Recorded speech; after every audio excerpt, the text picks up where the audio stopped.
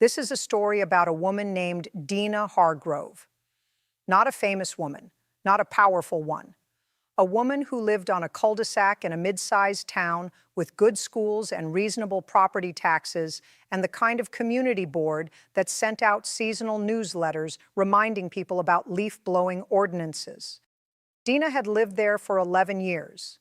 She was known in the way that long-term residents of small streets are known, not by her ambitions or her accomplishments, but by her patterns. She walked every morning at 6:15. She kept her lawn edged. She waved at the postal carrier by name. She was, in every observable sense, a person who had earned the quiet trust of her surroundings through the simple act of being consistently unremarkable. And then she got a dog.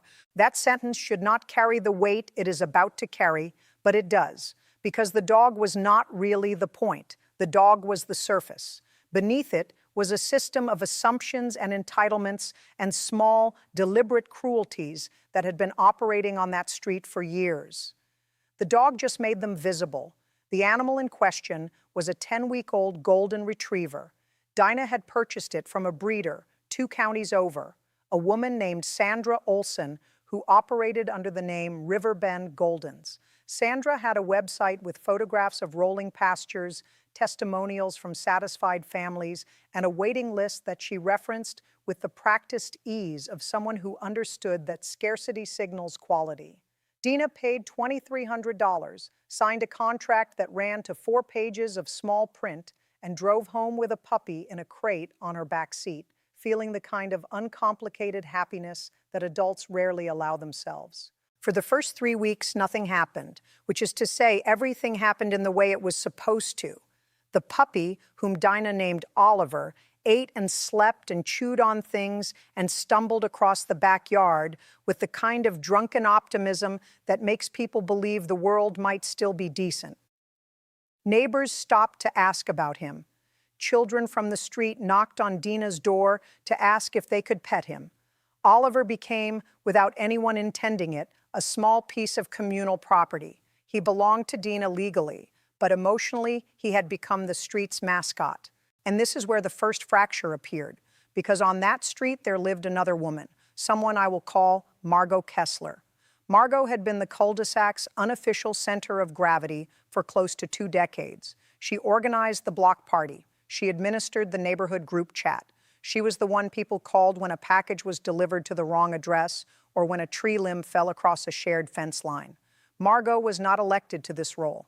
She had simply occupied it so long that her authority felt natural, the way a path worn through grass eventually looks like it was always part of the landscape. Margot also bred dogs, not commercially, not with a website or a waiting list.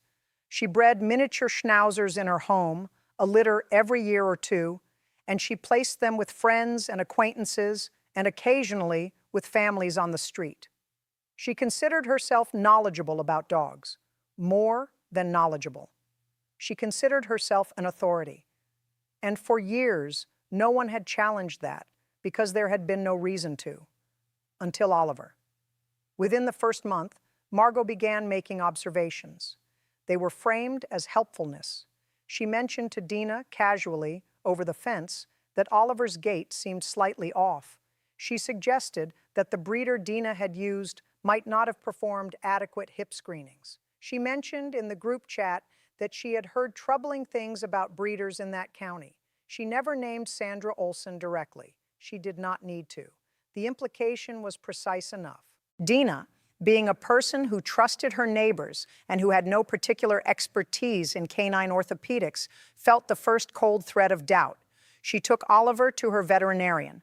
The veterinarian examined the puppy, watched him walk, palpated his joints, and told Dina that Oliver was a healthy, normal, 10-week-old golden retriever whose gait was exactly what you would expect from a puppy still learning how his legs worked. Dina went home relieved. She mentioned the clean bill of health in the group chat. She expected that to be the end of it. It was not. Margot responded with a message that was, on its surface, entirely supportive. She said she was so glad Oliver was healthy. She said she hoped Dina would keep monitoring him. She mentioned, almost as an afterthought, that her own veterinarian, someone with 30 years of experience, often found things that general practitioners missed. The message contained no accusation. It contained no hostility.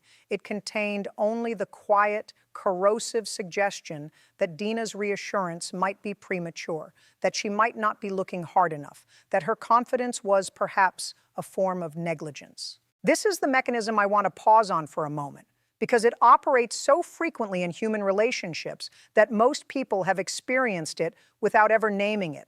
It is not confrontation. It is not even disagreement. It is the slow, patient erosion of someone's trust in their own judgment, performed through a series of statements that are each individually defensible. Each remark taken alone could be generosity, could be concern, could be the simple sharing of knowledge between neighbors. But taken together, over weeks and months, they form a pattern whose purpose is not to help, but to establish a hierarchy, to make clear who on this street possesses knowledge and who merely possesses a dog. Dina did not recognize this at first. Most people do not. She found herself second-guessing small things. She started researching hip dysplasia at 2 in the morning. She called Sandra Olson, the breeder, and asked for copies of the parents' health clearances. Sandra provided them promptly. Everything was in order. The sire and dam had been screened by the Orthopedic Foundation. Their cardiac panels were clear. Their eye certifications were current. Dina had documentation that would satisfy any reasonable inquiry. But Margot's inquiries were not reasonable because their purpose was not information. Their purpose was position. Over the following months, the campaign expanded. Margot mentioned to other neighbors in private conversations that were designed to be repeated that she had concerns about the breeder Dina had used. She referenced unspecified complaints. She alluded to puppies from the same kennel that had developed problems. She never provided details because details can be verified and disproven. She dealt only in atmosphere, in the careful manufacture of doubt, and it worked. Not on everyone, but on enough people. A couple on the street who had been planning to get a puppy from the same breeder quietly changed their minds. Another neighbor, a man named Tom, who had always been friendly with Dina, began asking how Oliver was doing, with a tone that carried the faintest residue of pity, the way people ask about someone's health when they have been told, in confidence, that the prognosis is not good. Dina began to feel something she could not immediately identify. It was not anger exactly. It was the sensation of standing on ground that had shifted beneath her while she was not paying attention. She had done everything right. She had researched breeders. She had asked for health clearances. She had paid a fair price. She had taken her puppy to the vet. And yet somehow, through a process she could not quite trace, she had become the person on the street who had done something questionable, who needed to be watched, who needed to be helped. The turning point came not through confrontation, but through accident.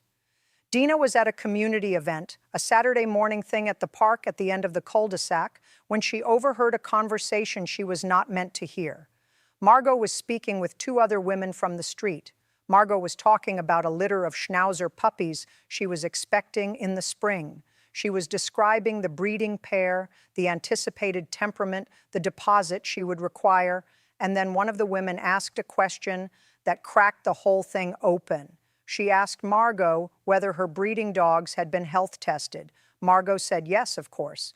The woman asked which tests, and Margot hesitated. It was a brief hesitation. Most people would not have noticed it. But Dinah, who had spent the past 4 months drowning in research about canine health screenings because Margot had made her feel she needed to, noticed it the way a person who has been lied to notices every subsequent pause. Margot said her dogs were examined by her veterinarian annually. She said they were in excellent health. She described their coats, their energy levels, their appetites. She did not mention OFA certifications. She did not mention cardiac panels. She did not mention any of the standardized, verifiable screenings that exist precisely because a veterinarian's general examination cannot detect the hereditary conditions that responsible breeders screen for. She did not mention these things because, as Dina would later learn, she had never performed them. Dina did not say anything at the park that day. She went home. She sat with Oliver on her couch and she thought about what she had heard and what it meant. And then she did something that she had been conditioned over months of subtle pressure to believe she was not qualified to do. She formed her own conclusion. She understood, with a clarity that felt almost physical, that the months of doubt Margot had seeded about Sandra Olson's breeding practices were not the concerns of an informed neighbor trying to protect a community. They were the reflexes of someone who could not tolerate the arrival of a dog on the street, whose pedigree and health documentation exceeded what she herself could provide. Margot had not been protecting Dina. She had been protecting her own standing as the person who knew about dogs. And the most efficient way to do that was to make everyone else feel they did not. What happened next was not dramatic. There was no public accusation. There was no group chat explosion. There was no neighborhood meeting where truths were laid bare and alliances redrawn. What happened was smaller and, in its way, more devastating. Dina simply stopped participating in the doubt. When Margot made a comment about Oliver's health, Dina responded with specific, verifiable information. She cited the OFA numbers from Oliver's parents. She named the specific tests. She did this without hostility, without defensiveness, without the apologetic tone she had been trained to adopt. She spoke the way a person speaks when they have done their homework and are no longer interested in pretending otherwise. And when the woman from the park eventually asked Dina, in a separate conversation, what she knew about health testing in breeding dogs, Dina explained the difference between a general veterinary exam and a standardized genetic screening. She did not mention Margot. She did not need to. The information did its own work. Over the following weeks, something shifted on that street. It was not a revolution. It was a recalibration. The couple who had changed their puppy plans quietly began researching breeders again, this time armed with a vocabulary of health clearances and certifications they had not previously possessed. Tom stopped asking about Oliver with that particular tone of concern, and Margot's anticipated spring litter generated questions she had not expected. People asked about cardiac screening. They asked about eye certifications. They asked whether the breeding pair had been evaluated by the Orthopedic Foundation. They asked because Dina had, without intending to, raised the standard of what the neighborhood considered normal. Margot did not take this well, but her displeasure manifested not in argument, but in withdrawal. She became less present in the group chat. Her commentary on other people's pets diminished. The block party that year was organized by someone else. It was not that Margot had been exposed or humiliated or driven from her position. It was that the position itself had been quietly redefined. Authority that rests on other people's uncertainty does not survive the arrival of certainty. It does not need to be attacked. It needs only to be made unnecessary. There is a lesson in this that extends well beyond a cul-de-sac and well beyond dogs, and I think it is worth sitting with for a moment. The scandal in this story was never about a puppy. It was never about a breeder or a health certificate or a veterinary exam. The scandal was the mechanism by which one person's insecurity was converted into another person's self-doubt. The scandal was the ease with which it happened, the speed with which a community absorbed an unverified narrative simply because it was delivered with confidence by someone who had occupied a position of informal authority long enough that her opinions were treated as facts. We encounter this architecture everywhere, in workplaces where the person who has been there longest is assumed to be the most competent, in families where one member's emotional needs are treated as everyone's responsibility because no one can remember a time when it was different, in institutions where the loudest voice in the room is mistaken for the most informed one. The structure is always the same. Someone occupies a position not through demonstrated expertise, but through the simple accumulation of time and social capital. And that position is maintained not by proving competence, but by ensuring that others feel insufficiently competent to challenge it. What Dina did, without fully realizing it, was refuse to play the role she had been assigned. She did not fight. She did not accuse. She simply became informed, and she allowed her knowledge to be visible. That visibility, quiet and uninsistent as it was, restructured the social physics of that street more thoroughly than any confrontation could have. Oliver, for his part, remained cheerfully unaware of all of it. He grew into a healthy, exuberant, slightly too large golden retriever who stole socks from the laundry basket and greeted every person on the cul-de-sac as though they were the single most important being he had ever encountered. He never developed hip problems. His gait was fine. It had always been fine. But the questions that his arrival provoked, the small, slow unraveling of assumed authority that his presence set in motion, those things were worth far more than any health certificate could measure. Because the real question was never whether the puppy was sound. The real question was whether the people around him were willing to examine what they had accepted without evidence, what they had repeated without verification, and what they had allowed to stand simply because it was easier than thinking for themselves. And on one small street, in one unremarkable town, a handful of people eventually decided that they were. That is not the kind of resolution that makes headlines. It does not produce a satisfying moment of public vindication. There is no gavel. There is no verdict. There is only the slow, unglamorous, deeply human process of choosing to trust your own judgment after someone has spent months convincing you that you should not. And if that sounds small, I would suggest that it is, in fact, one of the most difficult things a person can do. It requires you to believe that your own careful thinking is worth something, even when the room is full of people who have a stake in your doubt. Dina still lives on that cul-de-sac. Oliver still walks with her every morning at 6:15. The street looks the same as it always did. But something underneath it changed, the way soil changes after a season of different weather. Not dramatically, not visibly, but in the composition of what can grow there now and what cannot.